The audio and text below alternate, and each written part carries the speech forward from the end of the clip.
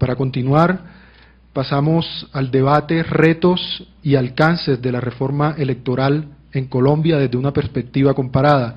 Para ello, invitamos a la mesa principal, si lo desea, a tomar asiento en el público e invitamos al frente al señor Néstor Humberto Martínez, exministro del Interior de Colombia, al señor Jorge Alcocer, consultor del PNUD en México. El panel será moderado por la directora ejecutiva de Transparencia por Colombia, la señora Elizabeth Ungar. Los dejamos entonces con el panel, el de debate, retos y alcances de la reforma electoral en Colombia desde una perspectiva comparada. Bueno, buenas tardes a todas y todos. Es para mí un gran honor y un privilegio poder moderar este panel, y lo es por varias razones. En primer lugar, porque comparto plenamente los objetivos que orientan el proyecto Fortalecimiento Democrático, como son transitar hacia una democracia plena en lo político, lo social y lo económico, propender por el fortalecimiento de las instituciones y las prácticas democráticas y mejorar su calidad, y recuperar la política y lo público para las y los ciudadanos, y como decía nuestro invitado, para reconstruir y repensar la política. Esto pasa, por supuesto, por contribuir a que estos objetivos se logren en un marco de transparencia y corresponsabilidad entre el sector público, el sector privado y la ciudadanía. En segundo lugar, porque el comienzo de esta segunda fase del proyecto coincide con muchos cambios políticos y nuevos vientos que han comenzado a soplar en el país, que seguramente van a permitir avances significativos en nuestra democracia. Por lo menos eso esperamos, y a eso le estamos apostando muchas personas y muchas organizaciones. Pero también porque estas mismas circunstancias implican enormes desafíos, capacidad de innovación, dejar atrás prejuicios, fortalecer en algunos casos y crear en otros espacios de confianza entre diferentes sectores y actores de la sociedad colombiana. En tercer lugar, porque he tenido la enorme fortuna de acompañar esta iniciativa desde sus inicios, tanto como participante de varias de sus actividades y proyectos académicos y de la sociedad civil, que han contado con el apoyo del proyecto Fortalecimiento Democrático, como en mi calidad de miembro de su grupo consultivo. Esto me ha permitido seguir de cerca los desarrollos del proyecto, sus vicisitudes, sus avances y fundamentalmente su compromiso con la democracia colombiana. En todos estos espacios he tenido la oportunidad de participar activamente, de aprender mucho de mis colegas, de aportar desde mi experiencia e incluso de hacer comentarios políticamente incorrectos, y eso siempre se agradece. Y por último, pero por supuesto no menos importante, por la calidad de los participantes que nos acompañan en el panel de hoy. Ellos son el doctor Jorge Alcocer, actualmente consultor del PNUD en México en asuntos electorales y coordinador general del Centro de Estudios para un Proyecto Nacional Alternativo, director general de la revista Voz y Voto y editorialista en el diario Reforma de la Ciudad de México. Es licenciado en Economía, con estudios de maestría de la Universidad Nacional Autónoma de México, y en el pasado se desempeñó como diputado general, subsecretario de Desarrollo Político en la Secretaría de Gobernación del Gobierno mexicano, entre otros, desde donde ha tenido la oportunidad de participar en los procesos de reforma política electoral en México desde 1986. Y a mi izquierda, no siempre está a mi izquierda, el doctor Néstor Humberto Martínez. Sobra presentarlo rápidamente, recuerdo, exministro de Justicia y de Interior de Colombia, economista y abogado de la Pontificia Universidad Javeriana y especializado en Derecho Financiero y Arbitramiento Comercial.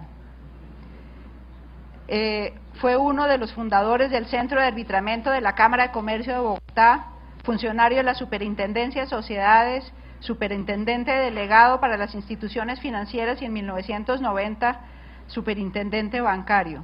En 1991 asumió como parte de la primera junta directiva del Banco de la República, que sucedió a la Junta Monetaria. Para comenzar, quiero preguntarle al doctor Alcocer, ¿qué experiencias internacionales exitosas, o sea, qué buenas prácticas y qué malas prácticas pueden aportar a eventuales nuevas reformas políticas y electorales en Colombia? Primero que nada, buenas tardes, buenas noches a todos. Muchas gracias a los organizadores, a las instituciones que están al cargo de este proyecto de fortalecimiento democrático. Es para mí realmente un gusto y un honor estar en este panel y estar esta noche con ustedes aquí en Bogotá. Las preguntas, la pregunta que me hace nuestra moderadora, yo me preparé, no puedo decir me cae de sorpresa, porque justo ese es el sentido de mi presencia acá. ¿Qué experiencias internacionales puede considerarse en el ámbito de lo que ustedes están ahora intentando en esta segunda etapa? Y desde luego que me referiré centralmente a la experiencia que mejor conozco, que es la de México, en la que me ha tocado participar, como ya se señaló acá, desde el año 86, y ahora mismo, por ejemplo, sigo trabajando con el Senado mexicano, porque están discutiendo en el Senado dos proyectos, uno de reforma política y otro de ajuste a la reforma electoral de hace apenas 3 años. Hace 3 años tuvimos una reforma constitucional en materia electoral, quizá la más importante que se haya hecho, bueno, ahora me voy a referir a eso, desde hace 10 años. Y además, la discusión en el Senado ahora tiene sentido porque México tendrá elecciones generales el año que entra. Tendrá elección de presidente de la República, se renovará la totalidad de la Cámara de Diputados y la totalidad de la Cámara de Senadores. Además de que 15 estados de la República, somos una república federal, tendrán elección de gobernador, de diputados locales, de alcaldes y de concejales municipales. Entonces estamos en vísperas de iniciar, el proceso iniciará en octubre de este año, un proceso electoral que por vez primera para una elección general se desarrollará bajo las reglas que se convinieron a nivel constitucional y con una nueva ley electoral en el 2007. A ver, si consideramos el periodo que va de 1977, a 2007, 30 años, 3 décadas, en México hemos tenido 7 reformas constitucionales en materia político-electoral, 7. La primera, la reforma axial, la que desata el proceso, se realiza en ese año, en el primero que mencioné, 1977.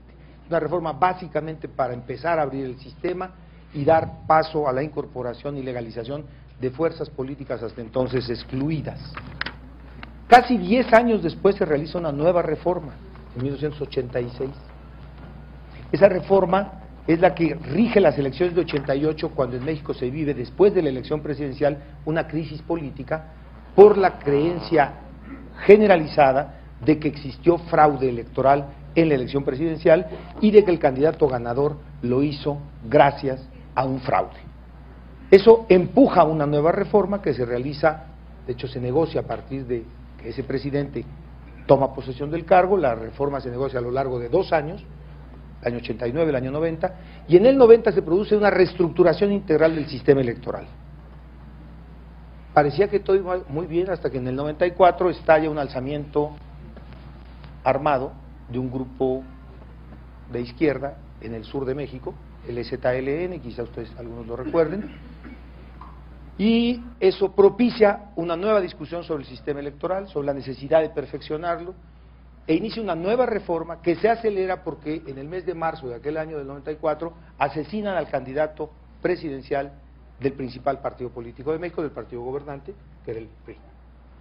Aunque el alzamiento del EZ y el asesinato del candidato presidencial no tenían nada que ver, o al menos no se ha demostrado nunca, la percepción que hubo en la sociedad es que la democracia mexicana, aún en su fragilidad, estaba en absoluto riesgo. Y fue necesario hacer, en pleno proceso electoral, porque ya había iniciado el proceso, estábamos en plenas campañas, hubo que hacer una reforma electoral que incluyó a la propia Constitución. 2 años después se hizo una nueva reforma electoral que también tocó la Constitución, le otorgó autonomía plena a la autoridad electoral, creó el nuevo sistema de justicia electoral que comprende todos los ámbitos del sistema y creó el nuevo sistema de financiamiento para partidos políticos, quizá uno de los, si no el que más, uno de los más generosos del mundo. Esa reforma, la del 96, soportó un poco más de 10 años. 10 años para ser exactos. Pero en 2006, un nuevo conflicto postelectoral, una nueva acusación de fraude, motivada en este caso sobre todo por lo cerrado de la elección presidencial. El actual presidente de México tuvo una diferencia frente al segundo lugar de menos de medio punto porcentual, algo así como 200,000 votos de diferencia, para un electorado de alrededor de la población total que votó. Nosotros tenemos un padrón de 78 millones de ciudadanos. En el padrón, en aquel entonces, 2006, votaron casi 48 millones de personas. Una diferencia de 250,000 votos era la diferencia más pequeña que jamás hubiéramos tenido.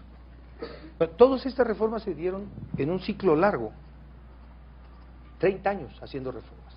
No menciono otras que hubo en el camino. Por ejemplo, en 2005 se reformó nada más la ley electoral para regular el voto de los mexicanos en el extranjero, por vez primera en nuestra historia. Las reformas entonces